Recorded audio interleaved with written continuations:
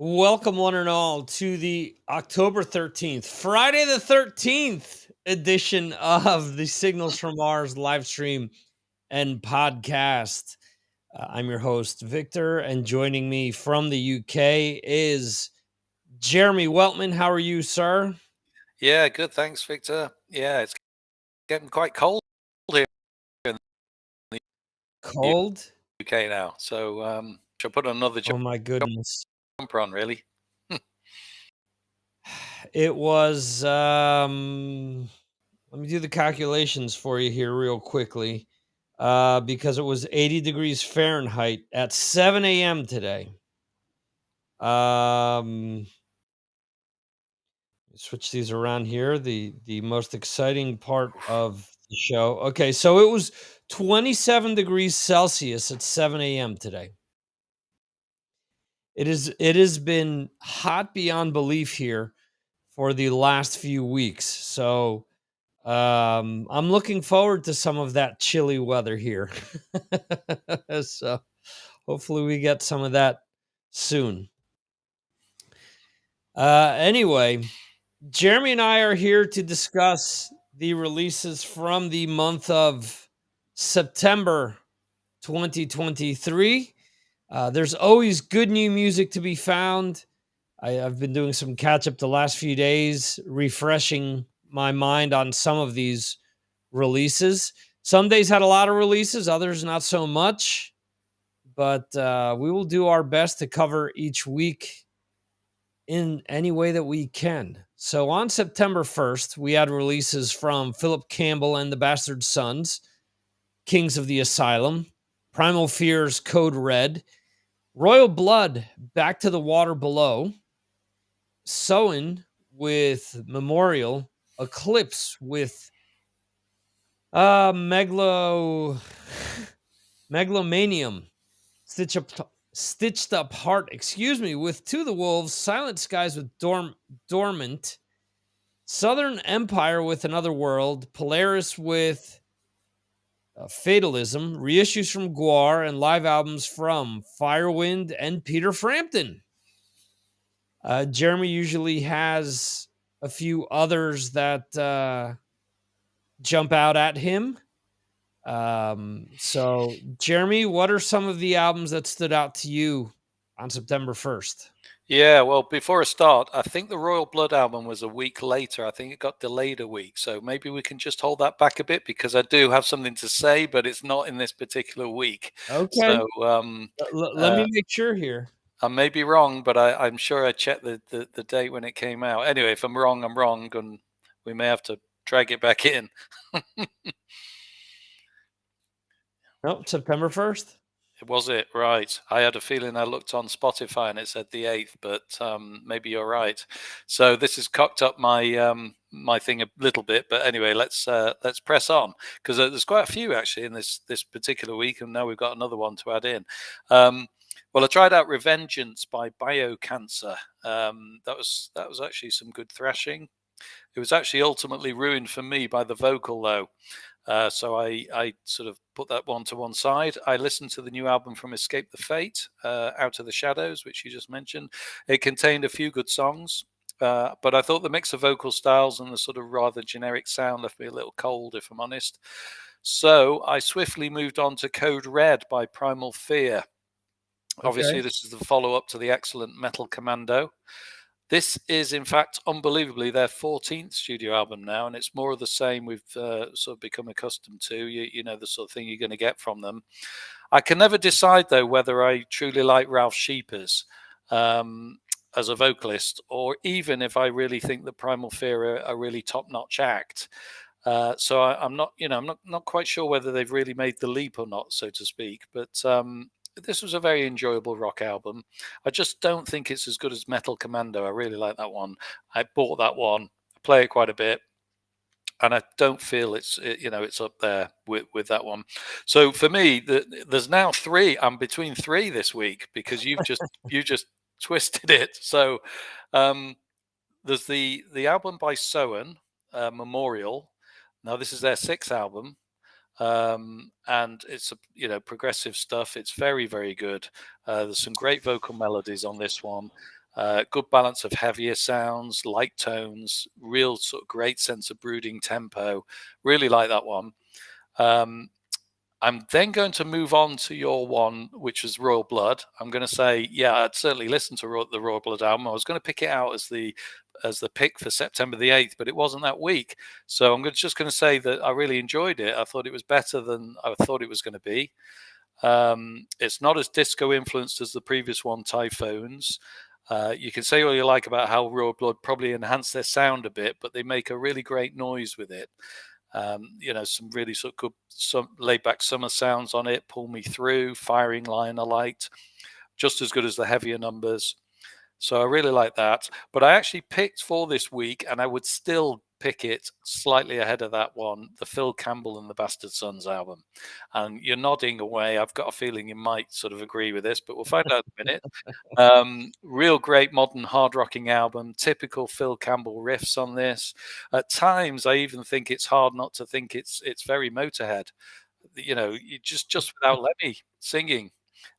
Which is a shame because we would like to hear some new Motorhead, but this is a good, if it's a good substitute.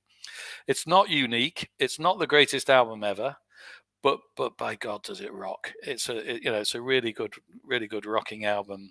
If you've not heard it, I really recommend people go out and listen to it. Now, this band actually hails from a place in Wales, and I wanted to hear you say where we think it's from, because I sent you today the name of the town. Perhaps you don't want to say. Just let me know. Where did you send it? I didn't see it. Right. Well, I WhatsApped you. Okay, so I'll spell it out. No. Let me see it. It's in the messages that I sent to you. Okay, so my week one mention is that it? But can you pronounce it? Okay. Yeah, Pontypridd. that's the one. Oh, you're close. Okay. That wasn't bad. It's actually Pontypridd. Pontypridd. Okay. I'm from Pontypridd in Wales. Okay. So anyway, that's my album of the week.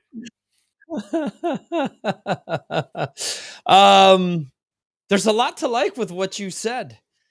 The 4 albums that I listened to this week were the Soin, the Royal Blood, the Primal Fear, and the Philip Campbell and the Bastard Sons. I agree with you 100% with Primal Fear. I thought Metal Commando was okay. Now I get the hype that this band has had all these years. This is a really good album. And I got to this album. I really like the singles they released. And the rest kind of sounds samey to me. A lot of it sounds like had we gotten an EP out of this, it would have been an awesome EP. But then after that, it's like, okay, neat song, but kind of heard this. The Soin album, I think the first half is really strong. The latter half kind of loses me. The Royal Blood is my least favorite out of the 4 albums that they've released. It feels to me that that I don't know what they were trying to do with this album. I have no problem with Typhoons being a little bit more dancey and stuff like that, but this is kind of lost in the middle. It's kind of in the middle of everything that they've released. There aren't like any over the top hooks that really, outside of the song, what is it? Mountains at Midnight. Outside of that song, which is the first single, there kind of isn't another song on there that grasped me the same way. And that's just my dumb, musical taste. So my favorite is Philip Campbell and the Bastard Sons for this week. Everything you said, I stand behind it. I'm listening to this album, and the first thing that stood out to me was, for all the credit that Lemmy gets for Motorhead, Philip Campbell has a lot to do with what Motorhead was all about, especially when the band became a 3-piece in the 90s onward, because there's songs off of here that you hear the riffing and you, wow, I can hear other Motorhead songs. I'm like, that's pure Philip Campbell. I now can place a finger on it. And this is the album out of the three that he's done with this band that sounds the most like Motorhead. It seems as if the first two albums, they wanted to kind of find, hey, I'm not just a Motorhead guy. I can write other stuff. I think with his solo album, it was like that as well. And then this time around, it's him just saying, screw it. I was in Motorhead. I love Motorhead.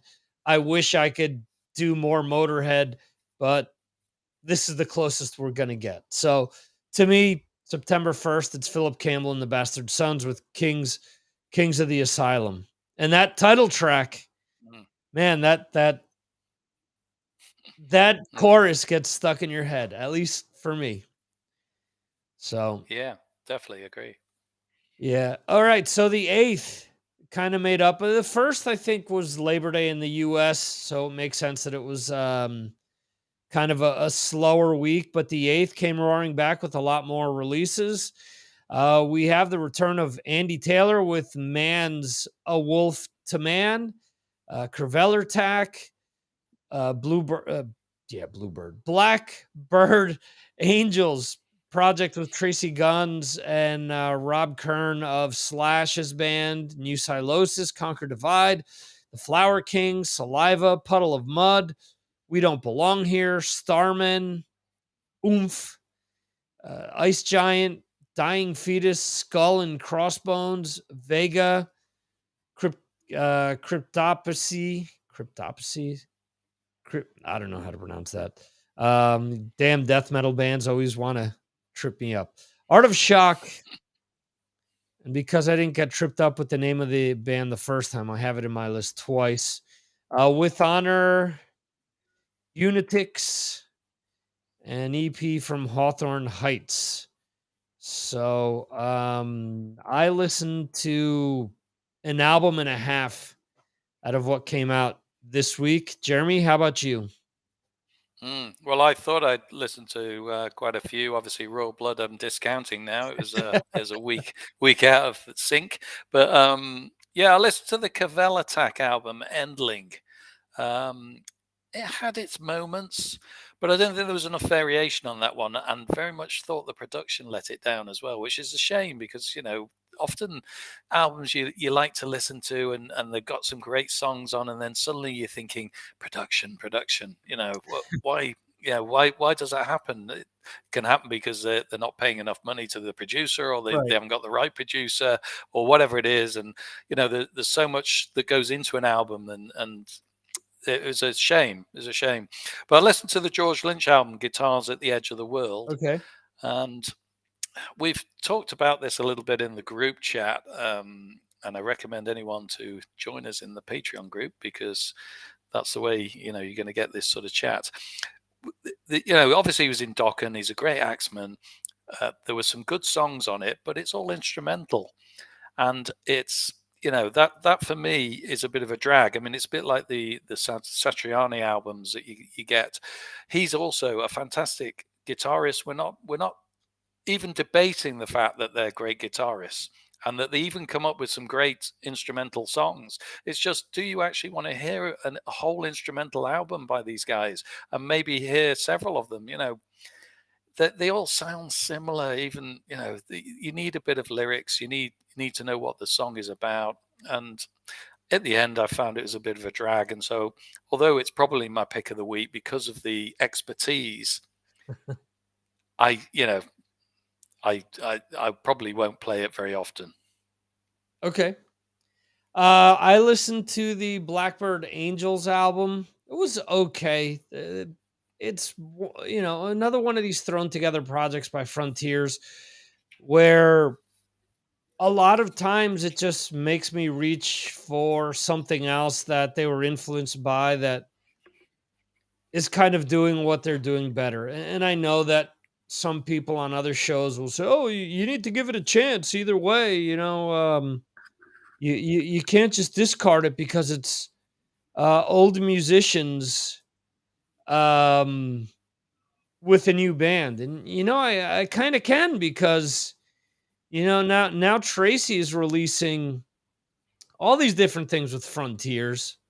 None of it is really new per se.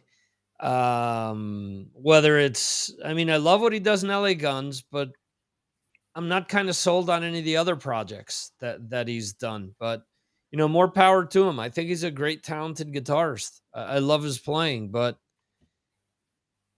this album just kind of doesn't do it for me. The my pick of the week is the Andy Taylor album, Man's a Wolf to Man, and I'm a huge Andy Taylor fan from back in the day.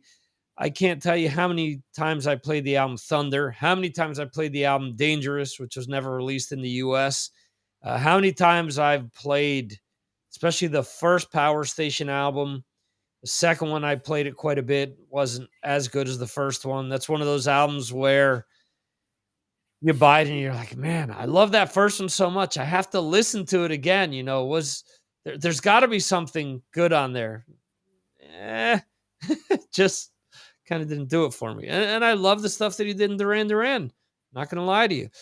This album is Andy doing David Bowie and Pink Floyd. It was kind of unexpected, and it should kind of be expected that it was going to be different than, say, Thunder, because Thunder was co-written by Steve Jones, most of it. So there, and it was very much for the time, late 80s hard rock, but still cool nonetheless. Cool to hear this album. Sad to hear that Andy unfortunately has terminal cancer, and don't know how much more he has left with us. There is a new Duran Duran album coming out in 2 weeks, which will feature him. Actually, they're going to have every single former Mm. member of the band involved in that album, which I think is cool. I think back to so many of the metal bands that we're into and think, man, why can't they do this? you know? So anyway, my pick I for didn't that know. week is, go ahead. Yeah, I was just going to say I didn't know that Duran Duran were bringing another album out soon, so that's going to be interesting to listen to that. Yeah, it's got everyone, even Warren, who they kind of banished because he decided to do some adult films there. Anyway, real quickly before I forget, I do want to send a shout out to Rock Valancourt, who has been on the show in the past. His wife did pass away a few weeks ago. Rock, love you, man. Thank you for everything that you've done for me over the years. And I'm really sad to hear about her passing. It was one of these things where I thought that I really hadn't talked to him, kind of a thing where I wanted to leave him alone. And one of these things where you end up kicking yourself afterwards saying, man, why didn't I ask before? But at the same time, I was able to connect with him now and speak to him a little bit about it. And everyone deals with these types of things differently. So, yeah. Give people their flowers while they're still alive. In other words, pay attention to them while they're still here. Mm. Don't grieve their loss if you didn't give them 2 seconds while they were alive. So, the other thing that I wanted to mention is there's a site called roar.com, ROOOAR.com. You found my source. This is the one I've been using recently. Well, unfortunately, the site is going away. No. Yeah, because the site owner has passed away. Oh, I'm sorry to hear that. Yeah, it hadn't been, because this was my source for a lot of my videos when I couldn't go through 200 emails to pick out videos. I would essentially go to this site, go to news, and go to videos, and then just place them in chronological order and start listening to things and open up a ton of tabs and start filling Patreon out. So I noticed that the videos weren't being updated, but the album releases were still being updated. And I went to their Facebook site earlier this week, thinking, well, maybe they're on vacation, maybe there's an illness. But no, right there on Facebook, it says, our administrator has passed away. Both this site and the website will be going away shortly. Thank you for following all these years. So, Really sad. I didn't know them. I didn't interact with them at all, but got me out of a lot of jams. That's for sure. Yeah, same here. And I actually got in touch with whoever it was running it only Okay. 3, 4 months ago, just to say I really liked the site and I was using it, and that was it really. And they just said thanks. So good to know. Oh wow. Mm. So anyway, there needs to be more sites like this, definitely. So it's really kind of a one-stop shopping deal for new releases and for videos and for a lot of stuff. And it has Yeah, all types of hard rock and metal, which is cool. maybe we should set one up. Just that we haven't got the time to do it. Yeah, I was gonna say we're gonna need an extra 12 hours a day to do it. Yeah.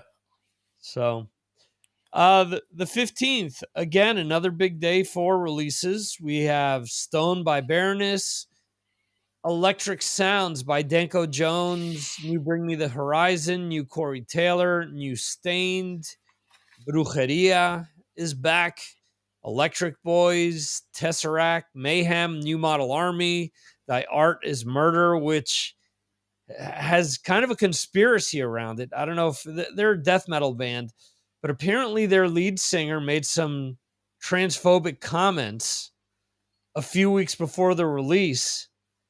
And on release date or around release date, he found out that he was fired by the band via the internet, and the album was released with a different singer, re-recording Okay. all the vocals. Mm. So let's see. Also, new releases from Shade Empire, Shining, Ronnie Romero. What's Ronnie Romero been up to?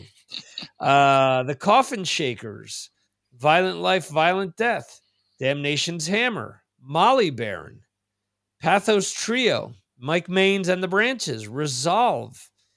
Already said Shade Empire on here twice. Lord of the Drift, Fabricant, Great Falls, and Diamond Dogs, reissues from Seventh Wonder. And after going over this list, I'm seeing a bunch of albums that I want to check out that I didn't get a chance to check out.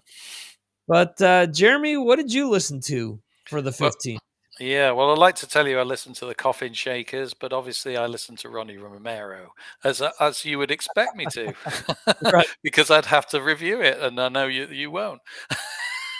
Well, looking back, it's one Maybe, that I'd be interested in checking out. I yeah, didn't get to yeah. check that one out, and I didn't get to check the Molly Baron album out, which I'm interested in checking out. Okay, well, I tried both, and yeah, Ronnie Romero's new solo album, Too Many Lies, Too Many Masters. There were some good tracks on here, especially the heavier ones. He did some sort of heavier stuff, which is better really than the sort of poppy rock stuff that we know him for a little bit on some of his things that he does. But of course, he does pop up too often. I do prefer him on Lords of Black, and so I'd just say it was okay. I'd say it's definitely worth a listen, Okay. but it's not one that I'd probably return to time and time again. I'd probably say the same of the Electric Boys album as well, Grand Explosivos, that sort of 80s throwback band you know of, and uh, sorry, now I'm thinking of the Bites as well, which I also listened to, which their album was Squeeze, quite a different release that one, but that was okay. I did listen to the Molly Baron album. I thought that was worth a listen as well, but it's again not something I'd really shout from the rooftops about. So I was Okay. really looking around for something that I could tell you was my album of the week, and I found it. And of course, I would find it because it was a band that you told me about, Danko Jones, Okay. the eponymous band that you got me into. I've got to say, haven't had a lot of time yet to go into all of his back catalogue, but it doesn't matter. You can just turn this on. Electric sounds, loads of tight riffs. Probably the band's trademark, really. And the Yeah. and the song "Guess Who's Back," the lead track, probably just about the best song I've heard this year. It's just an out and out rocker. It's great. It's just great. It's just the sort of stuff that you can turn up loud, listen to, very melodic. It shows you really how sometimes the best songs are really the simplest. You don't have to make them all um, elaborate. So sometimes you just play with passion and you just rock out. And if you're rocking out, you might as well buy a Signals from Mars t-shirt for $20 because it's over on the right there, and you need it. If you're going to rock out in your home, you buy the t-shirt. I should be Gene Simmons, really, shouldn't I? The rest Yes, of you the should. album carries on in much the same vein, really. And it was my album of the week. I really liked it. Oh man, I don't know why I didn't have this loaded, but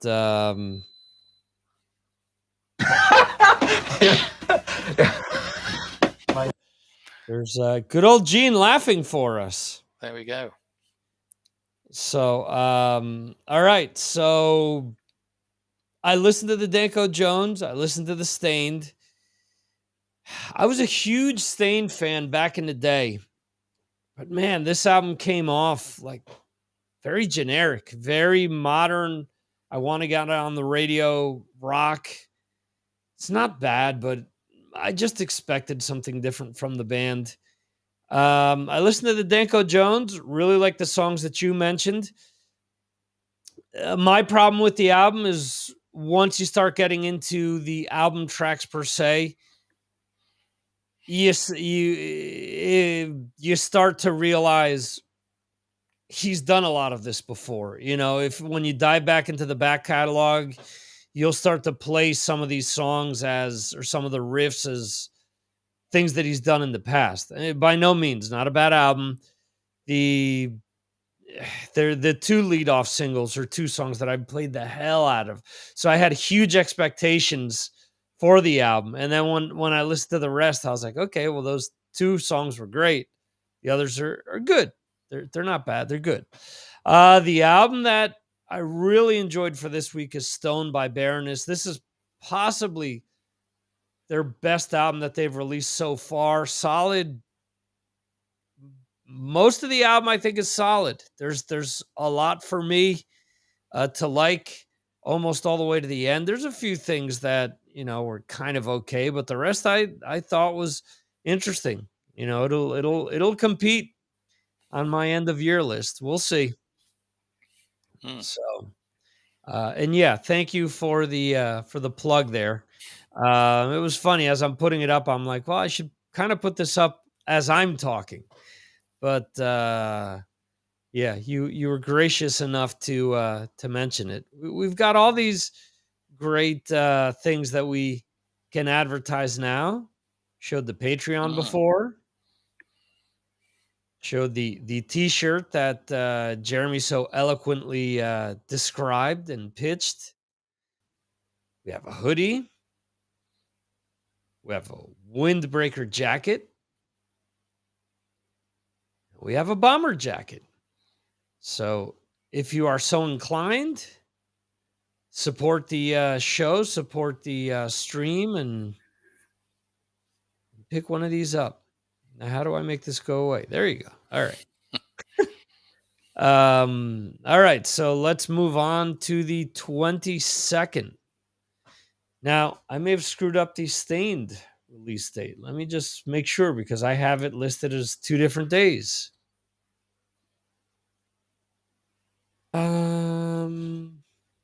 Confession to the Fallen release date. It is the 15th. So the second date, the 22nd, is incorrect. All right. So new albums from Three Teeth, Cannibal Corpse, Bonfire, Teenage Fan Club. Die Art is Murder Again. So it's one of the 2 dates. Hex Vessel, Stu Brooks, Dayshell, Death Dealer Union, Kerrigan, Wolves at the Gate, Windstorm, The Mommy Heads, Mercenary, No Obey Again, Grimheart, Apostolica, The Holy Ghost, Heart of a Coward, Freya, Kenmode, The Moth, Dayshell, Mythologic, No Obey or Never Obey Again, The Mobile Homes, Deadly Carnage, Huron, Kill Devil Hill. I actually listened to that. Equivocator, an EP, and compilations from Dio and various artists. Blast number 1, Blast Beat tribute to Typo Negative.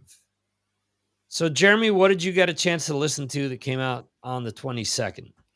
So I concentrated all this particular week on three albums. They all came out this week by Bonfire. They re-released or re-recorded their first three albums that they did, back in the day, and they re-released them on colored vinyl. And I went out and purchased all three after I heard snippets of each one. I'd not heard much of Bonfire before. They never really made a bigger splash in the UK back in the day.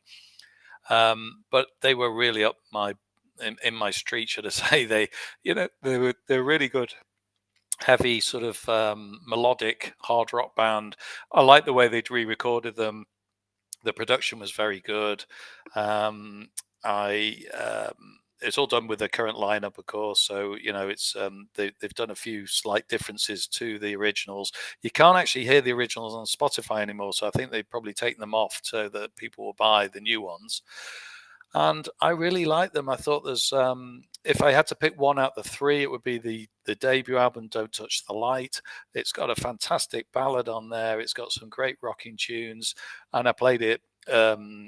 Played them during the week on a sort of low volume level while I was working, but I also turned them up a bit, later on in the day, and they sounded great.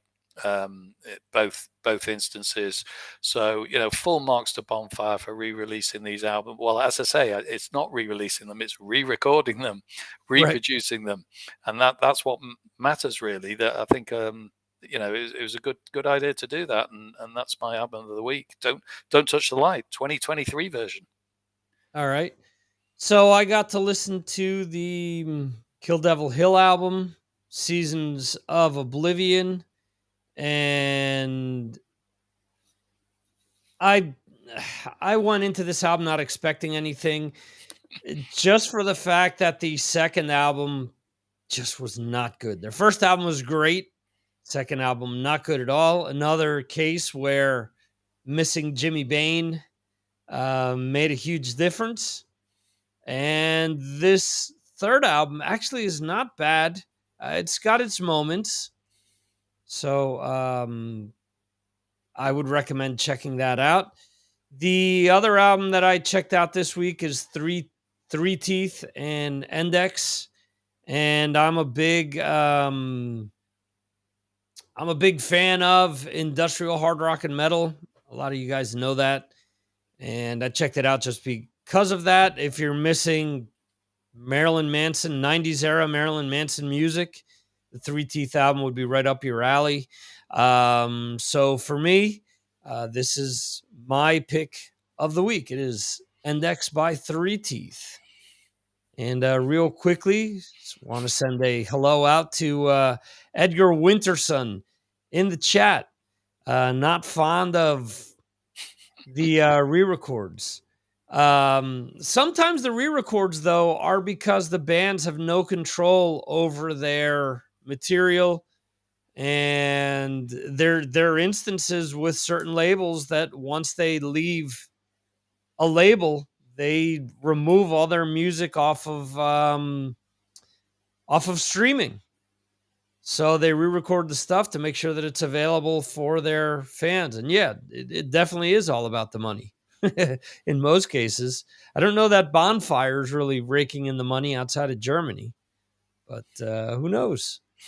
Could be wrong. And about the Tesseract, I didn't get a chance to listen to the Tesseract yet, but all right. So to wrap up the month with the 29th, we have let's see, the awaited second album from KK's Priest, The Sinner Rides Again, Code Orange, The Above, Taproot. I guess the album is called Scissors. I don't know how to pronounce that. Blackstone Cherry with Screaming at the Sky. Notice that I didn't make up a band name this time around, Jeremy. I didn't say Blackberry Smoke or whatever it is that I did the last time. Blackcurrant Uh, Jam. yeah. As in Hell, which is the singer from Volbeat's band, Michael from Volbeat's band. Haunt the Woods, The Hirsch Effect, Nervosa, Graveyard, Nervosa, funny. Even the big death metal fan within the band didn't care for it. So there you go. Let's see. Graveyard, Dictatorship, Primordial. I got Haunt the Wolves twice. Linus. Okay, I'm gonna mess this last name up. Klausenitzer. Klausenitzer. Cloudcatcher. Deathblow. Harm's Way. Disguised Malignance. Wow, man, that's some disguised malignance, man. That's a phrase that I'm going to start to use now. Cloudcatcher, which I think I already mentioned. Yeah. All right. Rat King, Ruin Lust, Mac, Galohan, and the Hispanic Mechanics. All right. Grimeheart, which I mentioned the previous week. Diamond Dogs, which I also mentioned the previous week. 68, Koyo and Grove Street. EPs from Death Dreamer and reissues from Green Day, Hawkwind, Moonspell, and live albums from Wishbone Axe.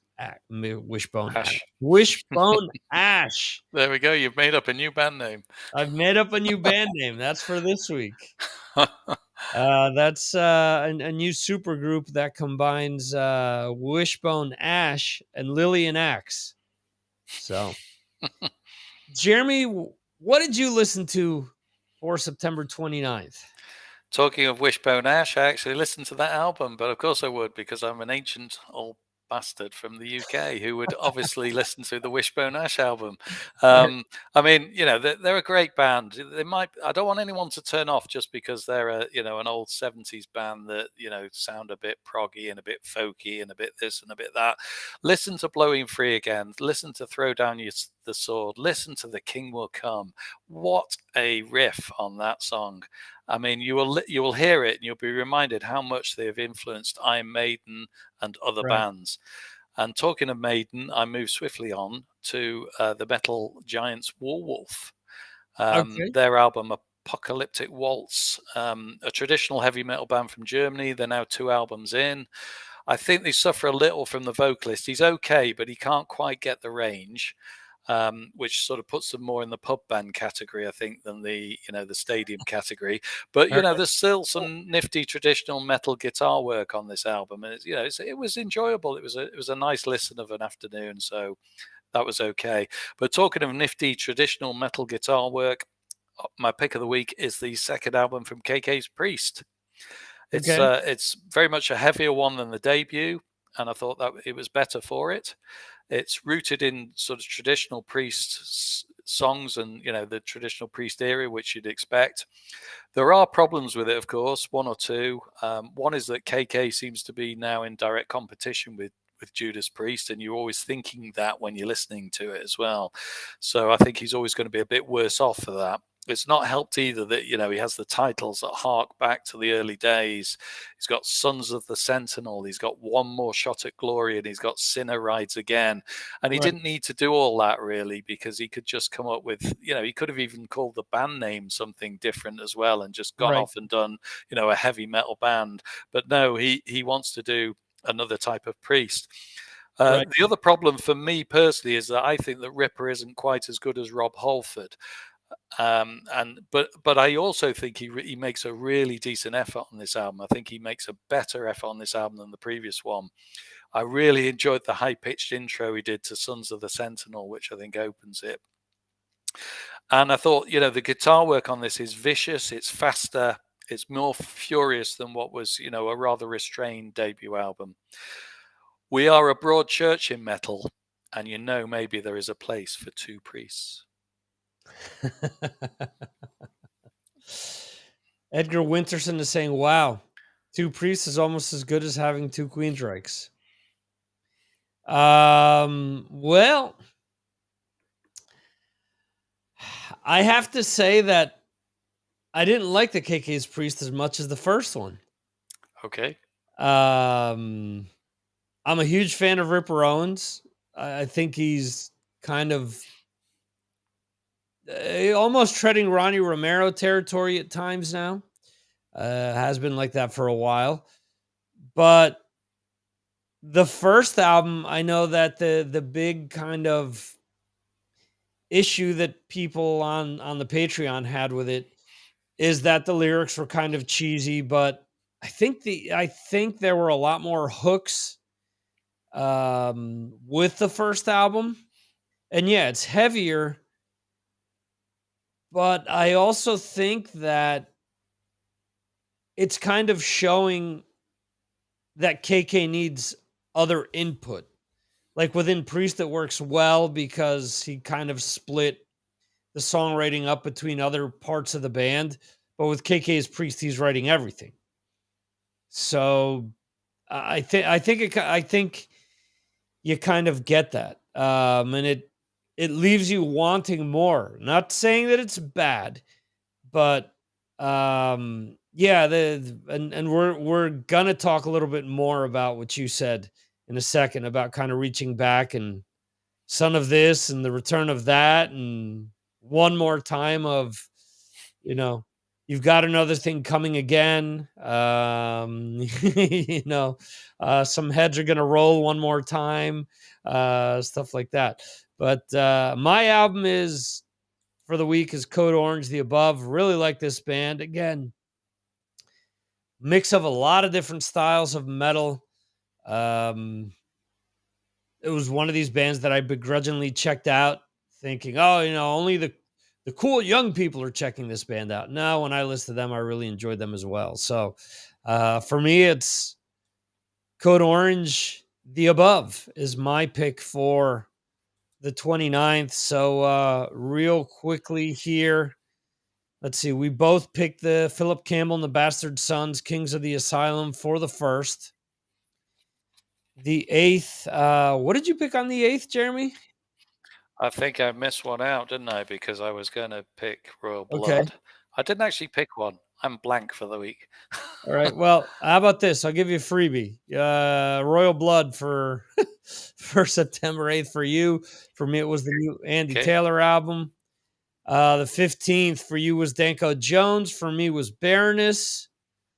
22nd was, much to Edgar Winterson's chagrin, the Bonfire re-record.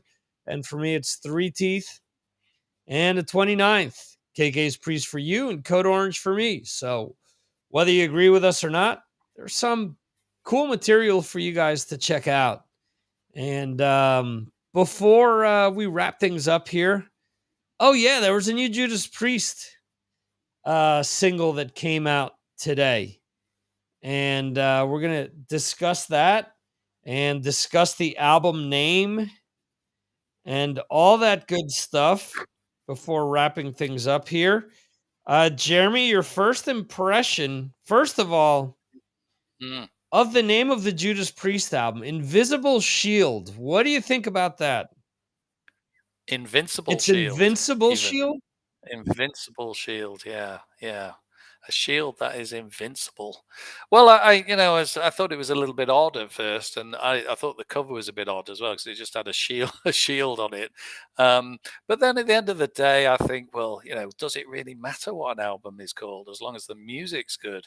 So I was thinking maybe, I've got I've got a, just take it on the chin and think, well, the album title doesn't mean much. They might have a song, of course, on the album which is called "Invincible Shield."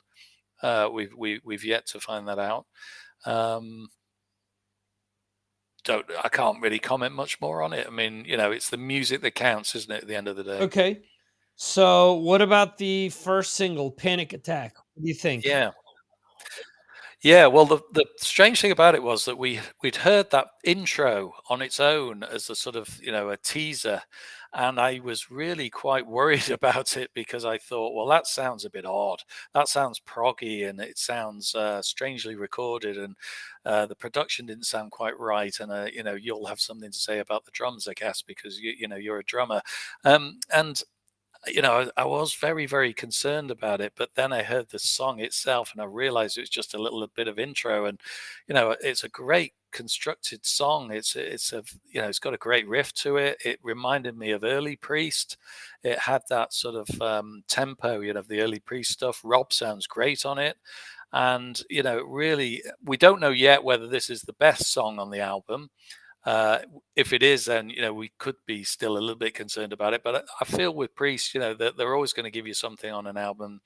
The last one was great. Firepower was brilliant. Let's hope that this one beats Firepower and turns into something really exceptional, because I thought that the first song was something really good, and I played it a couple of times today. Okay, Excellent. so let me ask you this. Would Mm. this song fit on Firepower? Is it as good or better than any song on Firepower? I think it was better than one or two songs on Firepower, but I think it's got a different sound than Firepower and a different sort of approach. I thought it was quite. I think it's a little bit more of an elaborate song than Firepower. I think they've gone into it in more detail. They've thought about it a little bit more, and they've put more effort into it. It's not just the run of the mill riff, uh, you know, melody, chorus, all that sort of stuff. They've put something. They've constructed something here with a bit of difference. Something that has a bit of depth to it. So I just feel that I think the album's going to be a bit like that as well, and I think that we shouldn't, just sort of reject it initially. It might take a few listens. It's going to be one of those that you're going to appreciate over time. Okay. That was my early thoughts. I mean, obviously those may change, but I really liked it. Okay. So I'm in the minority Okay, and I don't like the song. right, right. The intro sounds like something left over from Turbo. Hmm. The drums sound like the old uh Dave Holland drums, which were actually a drum machine initially. That keyboard part at the beginning and at the end. I'm waiting for the song Turbo Lover to kick in with some of the effects there. And we talked about Primal Fear before. I brought this up, was actually chatting with my son and my wife when I debuted the song for them earlier today. And my question was, is this anything better than what Primal Fear is releasing? Is it better than anything that Accept has released recently? Because they're all kind of doing the same thing. I think Firepower is one of the best albums that Priest put out. Good beginning to end. I listened to this with a chorus of Panic Attack, Panic Attack. And I'm thinking, all right, so cool. So in the upcoming choruses, they'll expound upon this. They'll fill it out. Nope. Panic Attack, Panic Attack, Panic Attack, Panic Attack. And then at the end of the song, it is Panic Attack, disconnect the system, Panic Attack, euthanize the brain. Panic Attack, blind synthetic wisdom. Panic Attack, digitally, criminally insane. What in the fuck is being digitally criminally insane? Come on, man. I've they had to release a lyric video. We've complained about lyric videos for some time now, how useless they are, because it also makes you realize how crappy some of these lyrics are, how they're running out of shit. Um, Yeah, but I would say in its favor, and I'm saying this with my Judas Priest hat on. Oh, there we go. It is actually a Judas Priest hat. Um, I would say that listen to Breaking the Law again. Isn't that such a fantastic song? But it really, there's a lot of breaking the law. Um, it could just be the single off the album. Let's give the album a chance. There may be oh, some more in-depth songs on it. yes. I actually like this song because I think that it's got a real pace to it. And it's got a power, and I think it sounds to me a little bit like a Halford solo album. It sounds a little bit like the album that I've got, which I forgot the name of now. It's gone out of my head, but anyway, I've got one of his albums, Resurrection. and it's Yeah, Yeah, that's the one. Yeah, because it's got got that it power and over to heaviness the to it. side, but Yeah. next to Creatures of the Night, you can't see it. It's off camera. It's over here. But, Okay. Yeah. Which is a great album, as we know. But yeah, I think that it sounded great to me. It sounded like they were attacking the song, whereas I thought that there were one or two songs on Firepower they didn't attack in the right way. Of course, they might have the same on this album. There'll be some that are more laid back, a little bit slower tempo, where it'll be a mixed album. But let's look at it in the context of the entire album. And as a single, a standalone single, imagine if that was released as an old 7-inch single. I think it would probably sell quite well. People would be singing Panic Attack, Panic Attack, because I think they've released it in that format. It's a breaking the law single. okay. Look, I want the album to be good. Um, but this is also the band that released Nostradamus. This is, Hmm. to me, Firepower is the only really good to great album that they've released since Halford has come back to the fold. I think Angel of Retribution has one great song on it, has a huge stinking turd called Loch Ness, and there's other stuff on it that's okay. But as I mentioned before, they rip off Jane's Addiction on the song Revolution. The bass riff is the same exact thing as Jane's Addiction's Mountain Song. Um, Nostradamus, I just mentioned. Firepower, I think, is great, but this has kind of left me kind of cold. The other thing too, there's the intro. The intro to me should not have been included. They should have just started the song out like they did. But even how the song starts out, if you listen to it, song starts out one way for the first verse, and then the second verse, it's something completely different. It's almost as if they cut and paste three songs together within the opening of it. And I know I'm being overly critical, and I hope that I'm wrong and that the entire album is really good. But yeah, I don't know. And here's the thing: in 2023, there are so many bands doing Judas Priest. Like I said, there's Primal Fear. There's who else did I mention? There's Accept. I can't help but think of Halloween. How Halloween has become a band that just copies themselves, over and over again. Um, is there any song? We just talked about Primal Fear. Primal Fear's Metal Commando. I think that will be the litmus, and we got to pick one of the one of the recent Accept albums with Mark Tornillo on it. Is I'm not going to compare it to Firepower, but is it even as good as is Accept or what Primal Fear is doing? Well, I get what you're saying, but I don't think that Primal Fear or Accept have done a song as fast or as powerful as this. I think that they do produce some great heavy metal, and I think that I do love the Primal Fear album. Metal Commando. I like it a lot. It's got some great melodic stuff on, but it doesn't have anything quite as strong as this. So I think that, and we shouldn't really be comparing them, exactly, because they're different. They're distinct bands, so they're producing distinct stuff. So and then I get what you're saying about the heart back to old stuff, and they might be piecing bits and pieces together, but I think a lot of bands are doing that now. I mean, they have so much history. It's hard for them to produce very, very new stuff all the time, which is very different, which will hit you on the head and say, wow, that's amazing. Think back to the last Scorpions album. Was that not a rehash of all their old songs? And we loved it.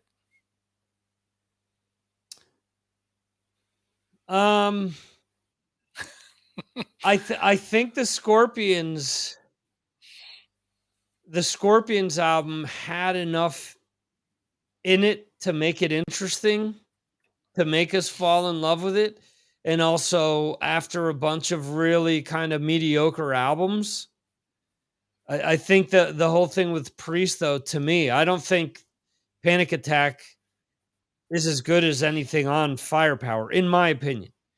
So after an album like Firepower, at least for me, I said if they never release anything else, at least they went out, you know,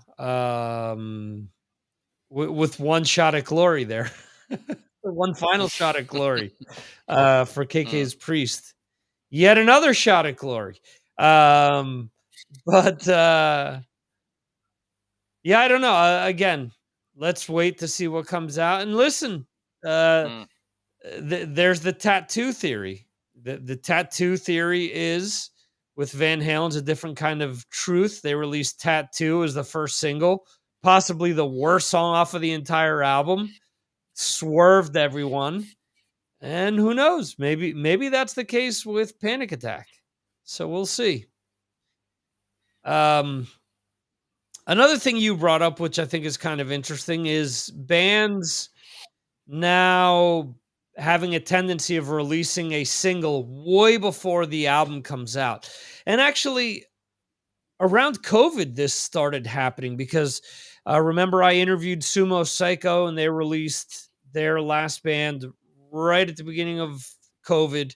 And they had already released a track like a year before, which ended up on that mm, album. We're seeing that Europe has done this. We've seen a lot of bands where I'm getting sent press releases and it's standalone singles with no information about a new album except for sometime in 2024, a new album will be out. There's mm, really nothing mm, to post about. So, mm. what's your opinion on this? Do you like that they're releasing stuff so far ahead of time? Would you prefer that they wait until they've got, in the case of Europe, they've only recorded the one song. They started recording everything else after. Do you think that's a good method? Or again, would you prefer them to just record an entire album first? Yeah, yeah. I mean, we also had a Firewind single as well Yeah, today, okay. which was another example. Um, I I'm starting to of the opinion that I don't like it.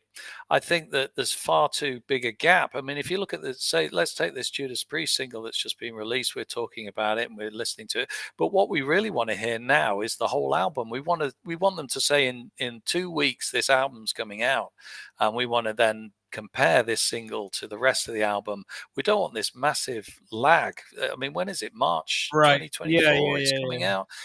But I get why the bands are doing it because I think there's a huge lag in producing these albums, sending them through and getting them all sort of produced because they've obviously got the artwork done. They know if you look on Judas Priest's site at the moment, they're taking pre-orders for every different type of thing they're doing, CDs and all the different picture discs and what have you. But to me, it smacks of the problem is that it's they can't get them produced in time. There's a big backlog. I think there's so many bands now. They're touring. They need to have new music out when they're touring, so they think, well, we're going to produce a single. So at least we've got an extra song. We'll play that live with all the hits, and then there's a little bit something new in there, and it keeps people interested. And then after they've seen them live, they'll go and buy the album, which is in the case of Europe will probably be the case because they're playing here in the UK, soon, and so people have heard a song. But I don't like it. I want to hear the album. I just don't want to hear one single. In the old days, obviously they were releasing singles before albums, but they'd release a single or two, within a few months, or they'd release a single and the album straight after. So it seems a bit strange, but also understandable on the other hand. Well, you do have other bands that leading up to an album will release other tracks. I mean, do we know how many songs are on this? Yeah, Mm, I guess on my phone it came up. There's wow, 14 songs. yeah. So yeah, they're gonna have a re-record of Johnny Be Good and Loch Ness on here. Uh But you've made a good point. You've made a very, very good point, because what they may do is they may release something else by December, and they may release another one in February, and then you'll look on Spotify or whatever you use, and it'll have three in the sort of EP type style, and that'll get you whet your interest, and then you say, "Hey, I want to buy the whole album." So actually, that's a good point you made. It's probably the case they'll do that. All right. So here's my theory. If I were to bet on this, I would say that they're releasing 5 songs before the album comes out.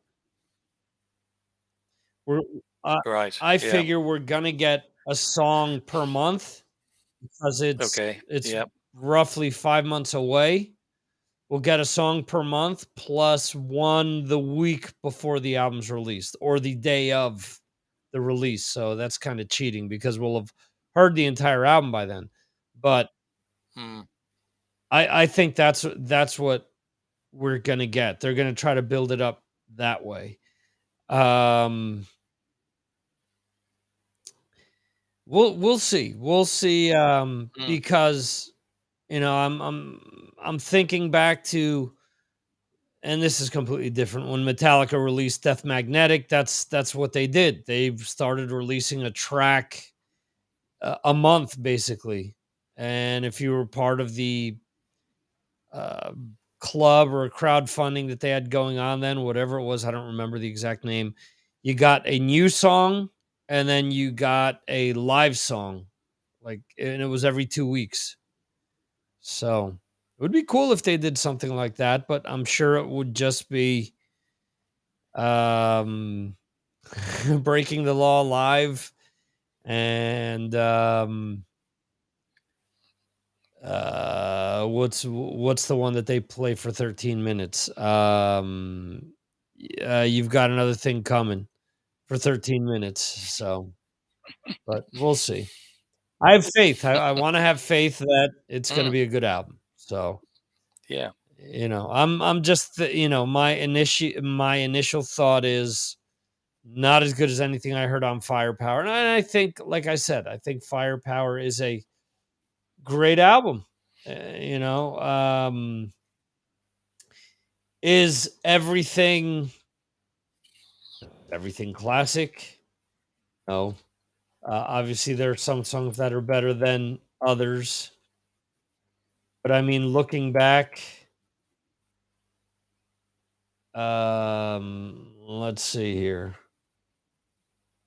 Why is this? When you look it up, it's in completely different order.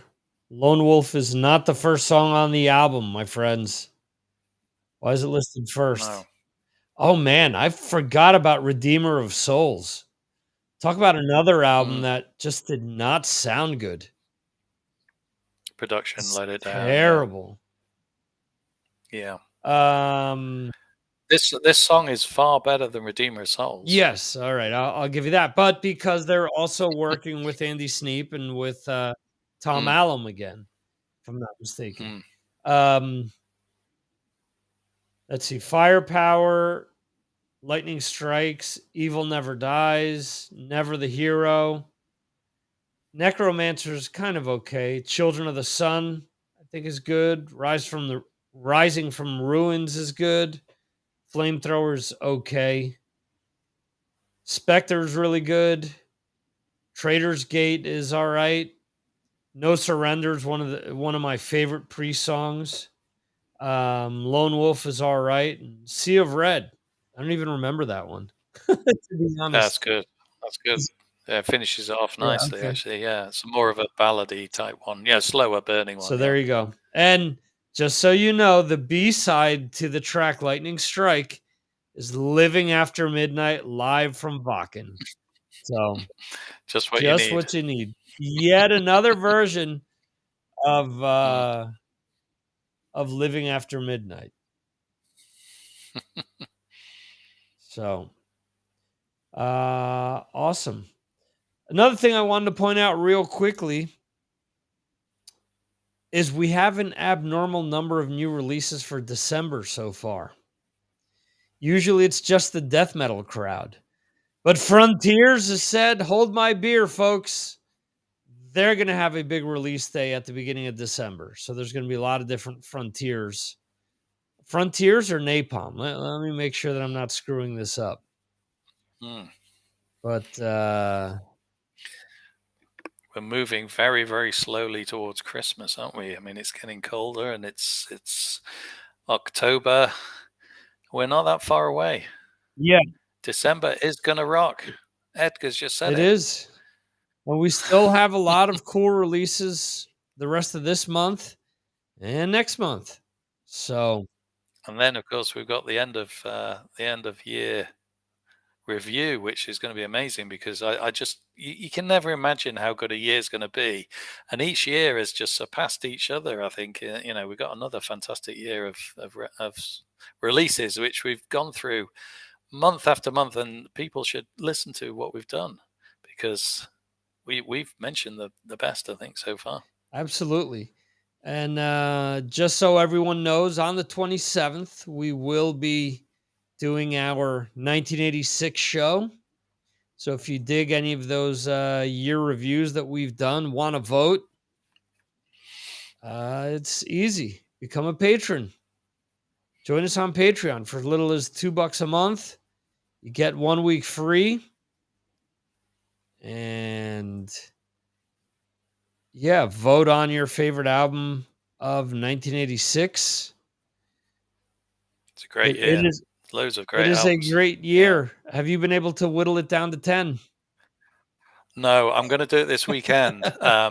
I sort of obviously I know all these albums inside out, but I actually need to re-listen to them all just to get rid of the ones that I don't want in the top 10, and that it's like waving goodbye to a child. It's terrible. There'll be much sobbing. Yeah, I've gotten 2 lists already. One was sent to me instantly the day that I posted about it on Patreon, and the other one was just sent to me today.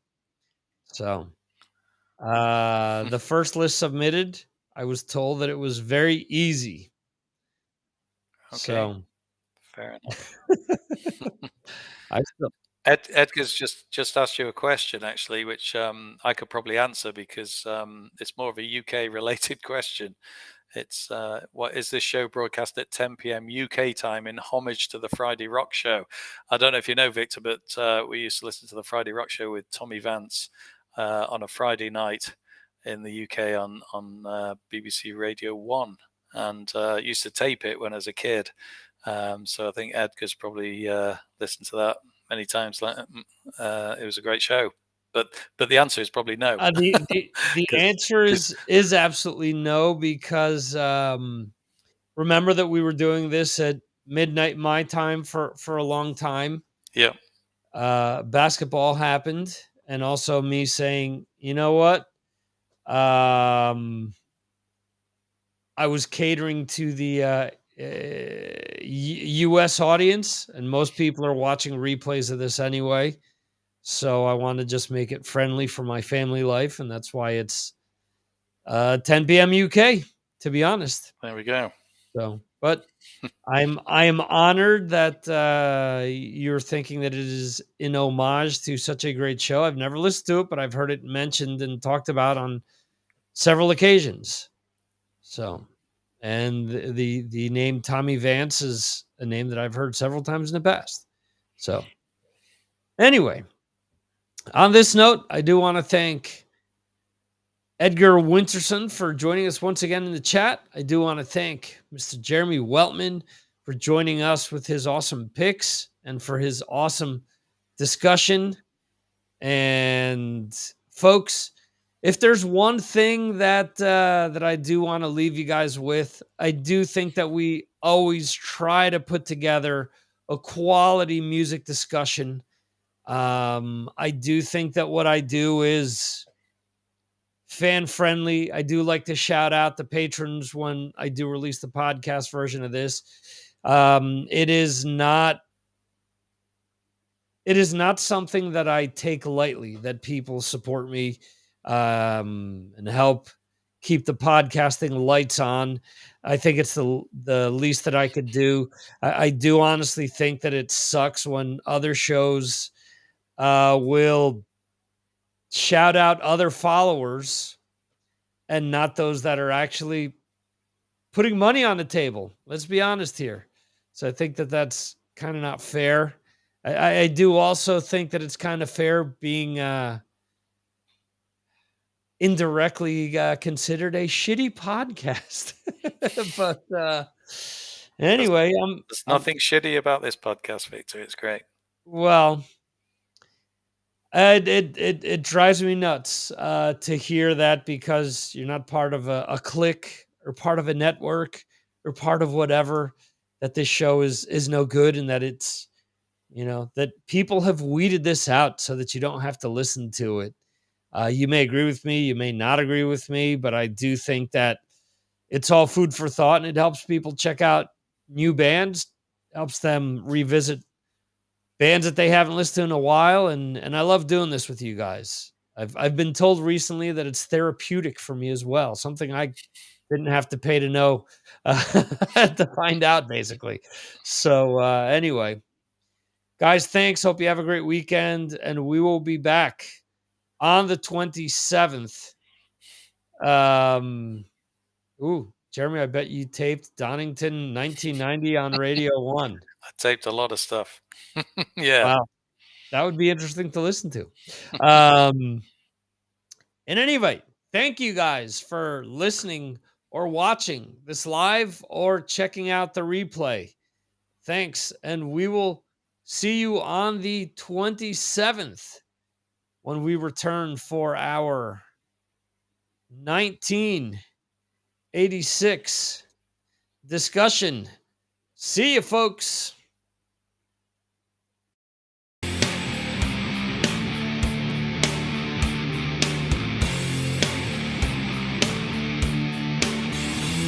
Thank you for watching the Signals from Mars live stream.